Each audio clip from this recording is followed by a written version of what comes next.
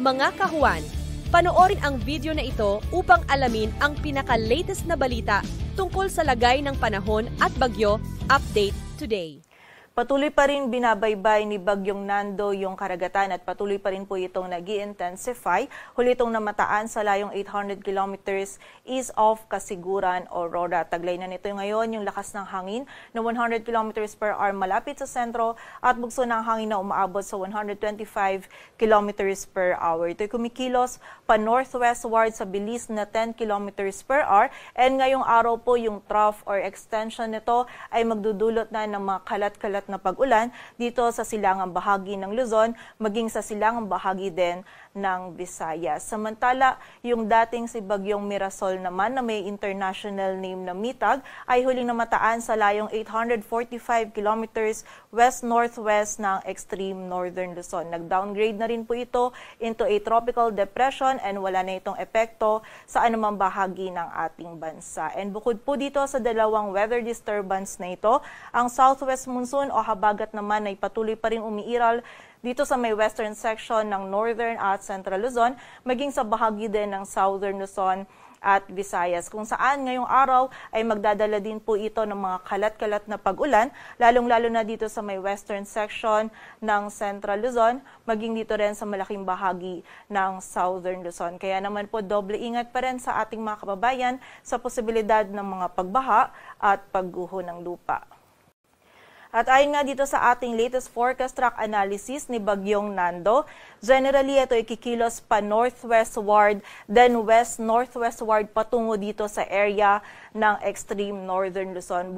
Simula po bukas na araw ng linggo ay magiging mas malapit na nga po ito dito sa ating bansa and ina-expect natin by Monday afternoon or evening ay lalapit or maglalandfall ito dito sa Batanes, Babuyan Islands area. And habang binabaybay po nito yung karagatan ay patuloy din po itong mag-i-intensify pa and within 12 hours ay posible po itong mag-intensify pa into a typhoon category and by Monday naman bago po ito lumapit or maglandfall dito sa may Batanes, Babuyan Island area ay posible po itong mag-intensify pa into a super typhoon. And mapapansin din po natin, itong area natin under a shaded yellow circle na malaki po yung sakop ni Bagyong Nando. Kaya kailangan po natin i-consider kahit po dito siya sa area ng extreme northern Luzon and na-expect na lalapit or maglalandfall ay dahil nga po malaki yung sakop nito, yung buong area po ng northern Luzon maging yung ilang bahagi po ng central Luzon ay makakaranas po ng mga malalakas na hangin and also ng mga malalakas na pag-ulan na dala po nito. So paalala po sa ating mga kababayan, yung direct effect po ni Bagyong Nando ay mararamdaman dito sa buong bahagi ng northern Luzon, maging sa ilang bahagi pa ng central Luzon. Kaya naman po paghahanda para po sa ating mga kababayan dyan. Samantala, bukod po dito, habang papalapit din itong si Bagyong Nando dito sa area ng extreme northern Luzon, ay palalakasin din ito yung habagat, kung saan ang habagat po ay magdudulot din ng mga malalakas na pag-ulan by early next week, lalong-lalo na dito sa may western section ng central Luzon, maging dito din sa malaking bahagi ng southern Luzon at ilang bahagi pa po ng Visayas at Mindanao. So muli po, expect natin bukod dito kay Bagyong Nando, yung habagat din po ay magdudulot ng mga pag-ulan dito po sa mga areas na ito. Kaya naman muli, paghahanda po para sa ating mga kababayan and patuloy na magantabay sa updates na ipapalabas ng Pag-asa.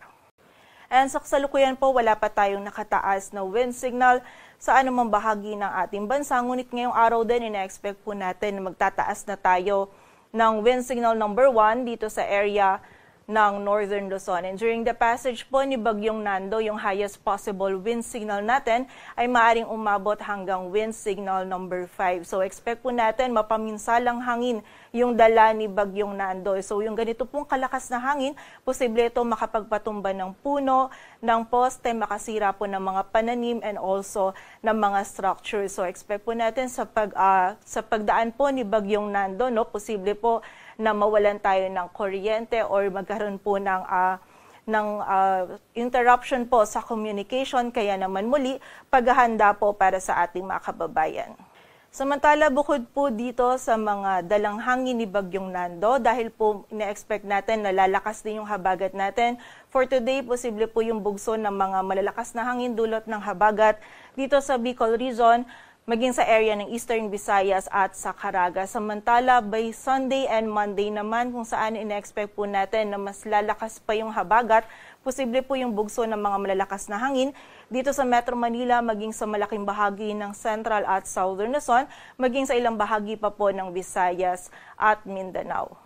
At sa kasalukuyan po, wala tayong nakataas pa na gale warning, ngunit maalon na karagatan na po yung mararanasan ng ating mga kababayan dito sa eastern seaboards ng Cagayan, Isabela at Catanduanes. Samantala, within the day din po, magtataas na din tayo ng storm surge warning sa coastal waters ng Northern Luzon, kung saan kapag meron po tayong risk ng storm surge, suspended po yung kahit anong marine activities po natin gaya ng paglangoy, paglalakbay dagat, and also yung pangingisdaan. Inaabisuhan din po natin yung ating mga kababayan na nakatira malapit sa coastal areas na hanggat maaari po ay lumipat po tayo sa mas mataas na lugar.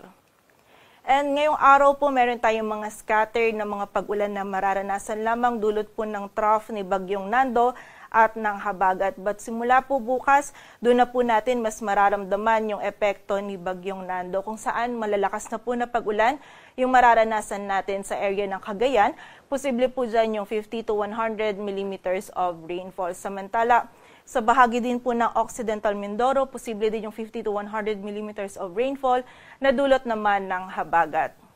And by Monday naman po, kung saan ito yung pinakamalapit si Bagyong Nando dito sa ating kalupaan, expect po natin yung 100 to 200 millimeters of rainfall dito sa Ilocos Norte, Apayao, Cagayan at Batanes. Samantala, 50 to 100 millimeters of rainfall naman dito sa Isabela, maging sa nalalabing bahagi ng Cordillera Administrative Region, dito sa Ilocos Sur, La Union at Pangasinan. Samantala, yung habagat naman mas lalakas pa po by Monday, so expect din po natin yung 50 to 100 millimeters of rainfall dito sa area ng Zambales, Bataan at Occidental Mindoro. So muli po, magiging mataas yung banta ng mga pagbaha at pagguho ng lupa, kaya naman paghahanda and doble ingat pa rin para sa ating mga kababayan. And muli po, para sa track and intensity ni Bagyong Nando, within 12 hours, posible po ito mag-intensify into a typhoon, and by Monday, bago po ito mag-landfall or lumapit sa area ng extreme northern Luzon, is posible po ito mag-intensify pa into a super typhoon. Yung direktang epekto po nito ay dito sa area ng northern Luzon at ilang bahagi ng central Luzon, starting from tomorrow evening to early Tuesday. Kasabay din po nito yung pag-enhance na habagat na magdudulot naman po ng mga pag-ulan sa western section ng Central Luzon, maging sa malaking bahagi pa ng Southern Luzon, dito din sa Metro Manila at ilang areas ng Visayas at Mindanao. So, na-expect din po natin na lalabas ito ng ating area of responsibility by Tuesday morning or noon. And ngayong araw po, bukod dun sa mga scattered na mga pag-ulan na mararanasan natin, dulot po ng trough ni Bagyong Nando and also ng habagat, ay hindi pa po natin ganun ramdam yung epekto ni Bagyong Nando. So maaari po natin gamitin itong panahon na ito para po maging mas handa tayo sa nalalapit na si Bagyong Nando. So ito po yung ilan sa mga paalala para po maging handa tayo. Una po dito ay mag-monitor lamang sa updates na ipapalabas po ng Pag-asa, and also makinig din po tayo sa balita. Samantala, pangalawa naman po, magkaroon po tayo ng community planning.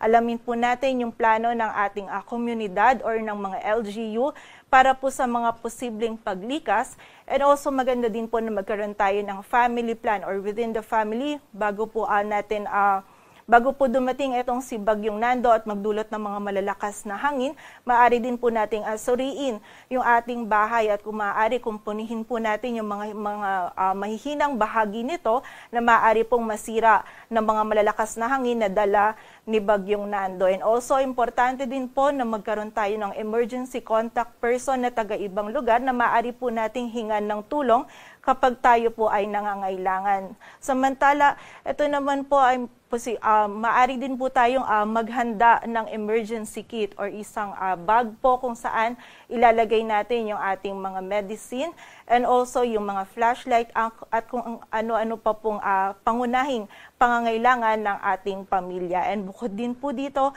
ay lumikas po tayo sa itinakdang evacuation center and makipag-ugnayan lamang po tayo sa ating mga LGU para po sa mga aksyon na kailangan nating gawin para po sa ating kaligtasan.